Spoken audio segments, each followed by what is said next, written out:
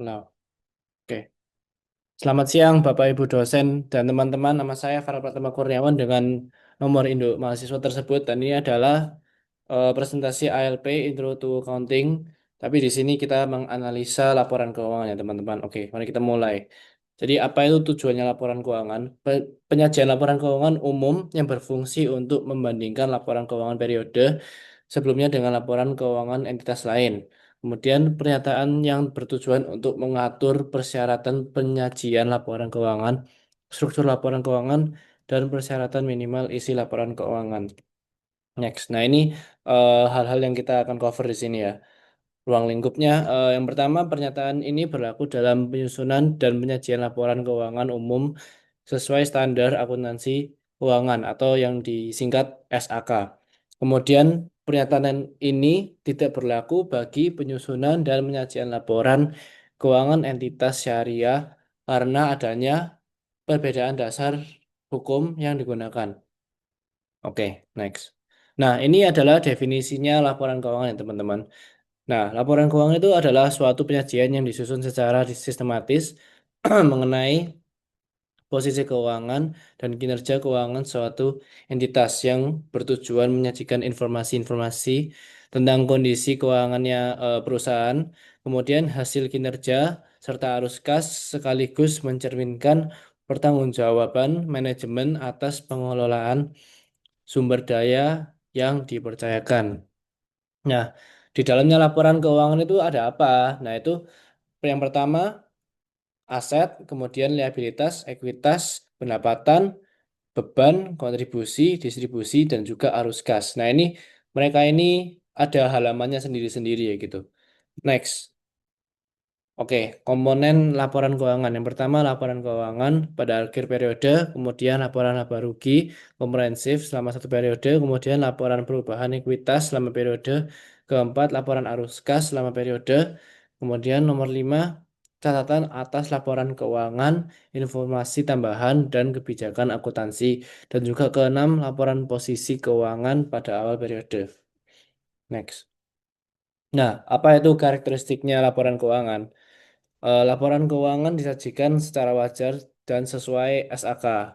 Kemudian laporan keuangan disusun berdasarkan asumsi kelangsungan usaha, mencatat transaksi saat terjadi kecuali laporan arus kas, kemudian menyajikan laporan serupa dengan material dan digabungkan ke dalam kelas-kelas sesuai sifatnya. Nah, kemudian tidak menghapus aset, liabilitas atau penghasilan dan beban kecuali diizinkan oleh suatu PSAK karena itu bisa dianggap sebagai manipulasi ya teman-teman. Kemudian menyajikan laporan keuangan secara tahunan, menyajikan informasi komparatif dengan periode terdekat sebelum eh, dengan periode terdekat sebelumnya dalam laporan keuangan periode berjalan, eh, penyajian dan klasifikasi. Oke, next. Nah, ini adalah laporan posisi keuangan. Nah, ini saya menggunakan eh, perusahaan PT Sinergi Inti Andalan Prima atau kalau kodenya di Bursa Efek itu INET ya, teman-teman. Nah, oke, yang pertama adalah urutan penyajian sesuai PSHK. Aset lancar diikuti oleh aset tidak lancar. Nah, ini semua ini bisa dilihat di gambar sebelah kanan ini, teman-teman. Saya zoom biar kalian bisa lihat.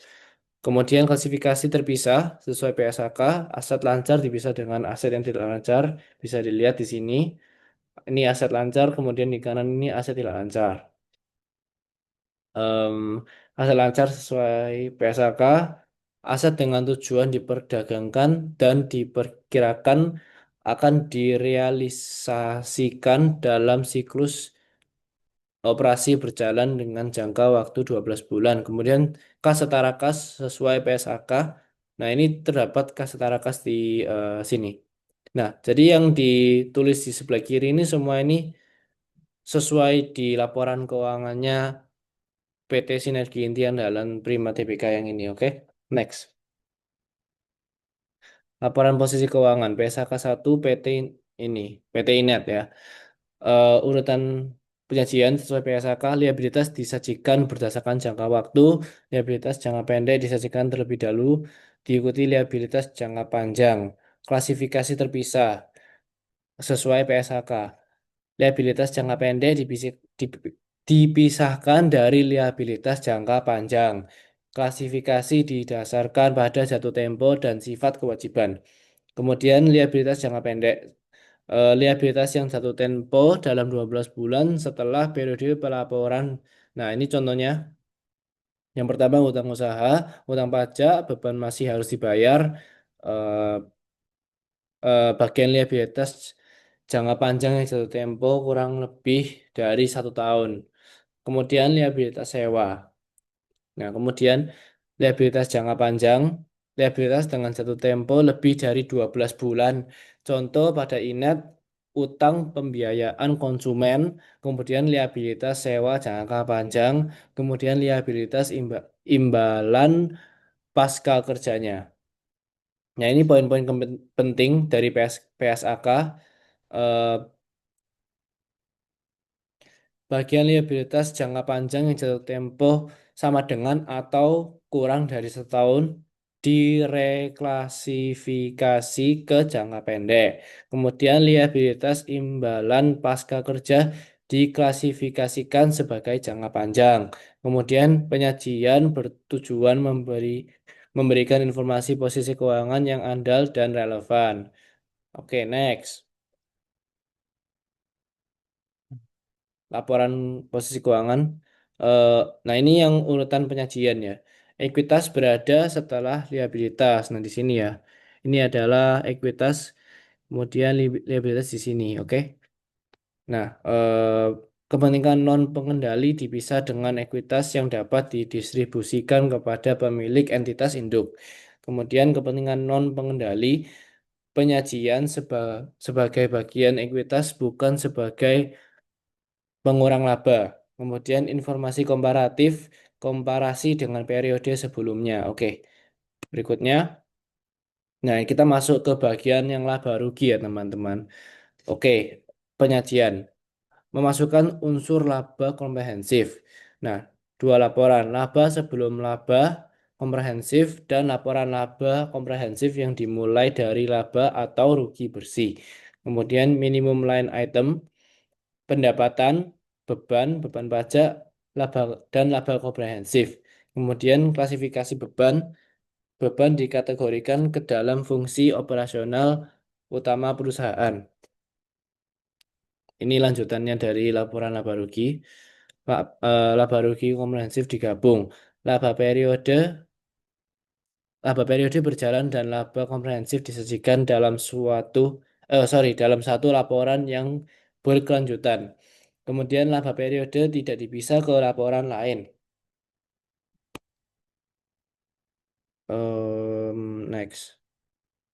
Oke, kita masuk ke laporan arus kas ya teman-teman.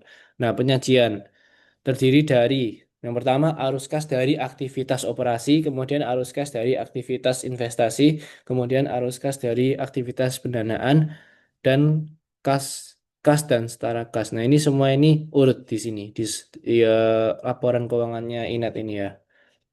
Sebentar,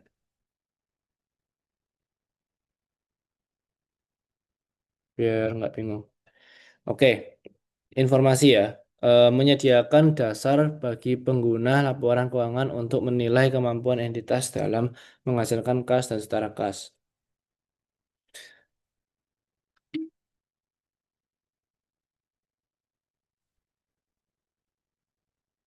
Eh, fotonya kok nggak keluar sih? Oke, ininya ini setelah atas laporan keuangan menyajikan informasi dasar penyusunan laporan keuangan, eh, mengungkapkan dasar pengukuran kebijakan yang relevan, asumsi dalam estimasi, kemudian mengungkapkan informasi yang isyaratkan untuk tidak disajikan di bagian manapun dalam laporan keuangan, kemudian disajikan secara sistematis. Tuh, ini kok nggak keluar ya foto ya?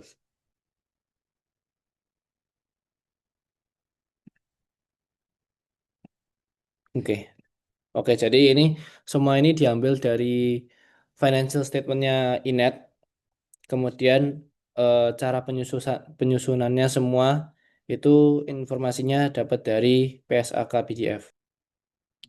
Oke, jadi ini adalah contoh Vivo Perpetual. Dengan ini saya pakai persediaan awal pembelian dan penjualan untuk PT Labubu pada periode Januari 2026. Nah, data-datanya udah ada di kiri ini ya, oke. Kita tinggal bikin tabel perpetualnya. Nah, kalau perpetual ini harus ada pembelian, HPP, dan persediaan. Dan di setiap itu harus ada unit, harga, dan jumlah. Oke, langsung aja kita mulai. Pada tanggal 1 ada persediaan awal, yaitu jumlahnya 70 dan harga per unitnya itu 120. Jadi langsung aja kita tulis di persediaan, unitnya 70, harganya 120, dan totalnya ini segini. Ini dikali ini. Oke, next. Pada tanggal 2 ada pembelian eh, stok ya ini, pembelian stok. Jadi stoknya nambah, persediaannya nambah 50 dengan harga 50.000. Jadi kita tulis di sini pembelian 50 dengan harga 50.000. Nah, itu terus totalnya berapa? Terus kemudian yang tadi juga ditulis yang ini ya, juga harus ditulis terus ditambah sama yang barusan ini 50, yaitu terus di total semua. Kemudian next kita ada penjualan. Nah, ini penjualan stok. Nah, di sini kan tulisnya kan unitnya 60 tapi eh, harga per unitnya di sini 100.000. Sedangkan eh, sedangkan di sini kami harganya itu 120.000. Jadi kita di sini tulisnya 120.000, bukan bukan harga per unitnya gitu. Jadi di sini kita tulis 60 terus 120.000 terus tulisnya 7 juta. Oke. Di sini contohnya ini perusahaannya lagi rugi gitu ceritanya. Makanya kenapa di sini lebih tinggi terus di sini lebih dikit karena dia itu rugi. Kemudian ini totalnya. Terus kemudian yang namanya FIFO, first in first out. Nah, jadi kita ngambil stok yang di atas dulu. Oke, paham? Kita ngambil stok yang di atas, jangan yang ini dulu. Kita ngambil stok yang di atas. Namun karena itu makanya yang di sini itu tulisannya 10. Di sini minus, namun di sininya tetap 50-50 as you can see ya. Oke, terus ini tinggal di total dua-duanya dikali, ini juga di copy paste aja karena belum kesentuh. Oke. Next is tanggal 12. Tanggal 12 ada pembelian. Nah, pembeliannya berapa? 30 quantity dan juga dengan harga 40.000. Jadi kita tulis di sini 30, 40, terus 40.000 dikali 30 unit. Oke. Nah, namanya kita pembelian berarti kita membeli stok. Nah, jadi kita harus tulis semuanya di sini. Satu, dua, tiga. Semua persediaannya itu harus dicatat. Jangan ketinggalan, teman-teman. Oke, itu salah yang fatal nanti. Next itu tanggal 27. Nah, di sini agak tricky ya, teman-teman, karena kita harus menggunakan stok-stok yang tadi udah datang di pada tanggal-tanggal yang awal ya. Nah, di sini ada penjualan sejumlah 70 quantity dengan harga per unit 120. Ingat teman-teman, harga per unitnya ini nggak usah dilihat terkecuali kalau untuk pembelian dan persediaan awal. Kalau penjualan nggak usah dilihat, nggak penting, bikin bingung aja. Oke. Eh, terus di sini kita tulis saja. em, Ini kan dia kan beli 70. Jadi kita harus menggunakan stok-stok yang di sini. Nah, 10 kita ngambil yang paling atas ya. Ingat ya, first in first out kita ambil yang first. Jadi 10 kita tulis di sini, 50 di sini. Nah, ini kan 10 ditambah 50 kan udah 60. Jadi tinggal 10, sisa 10. Jadi kita tinggal kurangin yang 30 ini. 30 dikurangin 10 berapa? Jadi 20. Jadi di sini tinggal 20. Terus di sini kita tulis 10 gitu.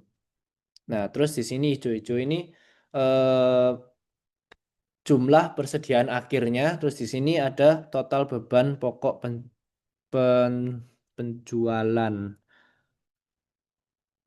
penjualan gitu, oke?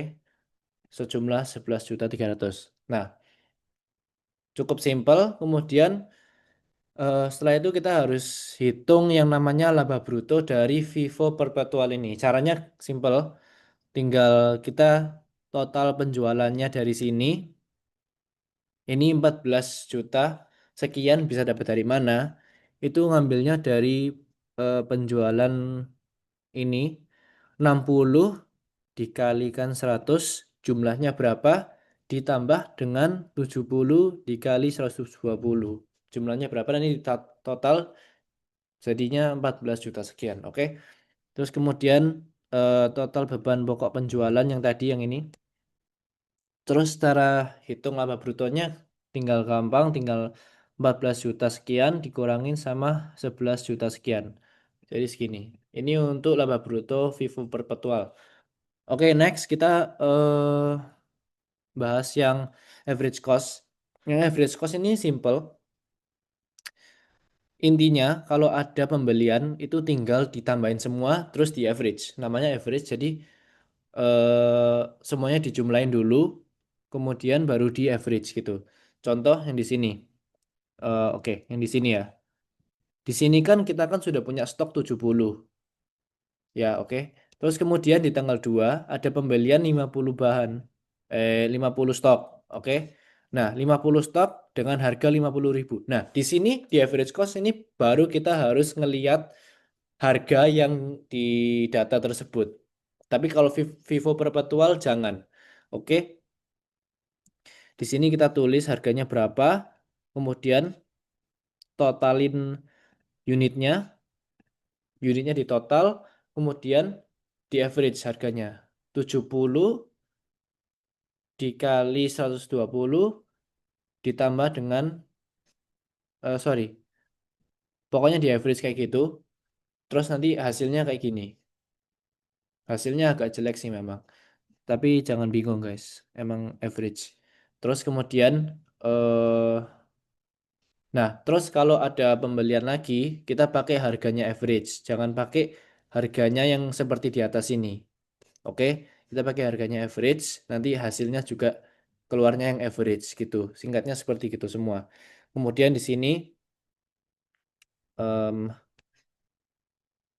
tambah 30 barang, tambah 30 barang di pada tanggal 12 Januari. Jadi kita tulis di sini 30, 40 ribu, totalnya berapa. Terus kita tinggal tambahin di sini. Terus di average semua. Hasilnya nanti 6 juta sekian. Terus di sini pada tanggal 27 Januari ada pembelian 70. Nah, ingat seperti yang tadi saya bilang, kalau pakai kalau ada penjualan pakai harga average-nya. Jangan pakai harga yang sebelumnya atau yang lain. Harus pakai harga average yang paling baru gitu. Jadi di sini kita tulis 73.000 sekian, harganya segini. Nah, terus sudah selesai. Ini jadi average sisa persediaannya segitu. Oke. Total HPP-nya kita bisa lihat bahwa 10.600 sekian dari sini di total sama ini. Kemudian persediaan akhirnya ada 20 unit. Kemudian nilai persediaan akhirnya 1.400.000 sekian. Nah, kemudian cara tahu laba bruto average-nya tinggal gampang. Kita tinggal em, dari sini dari sini kita minus dengan nilai persediaan akhir, kita dapat yang namanya laba bruto.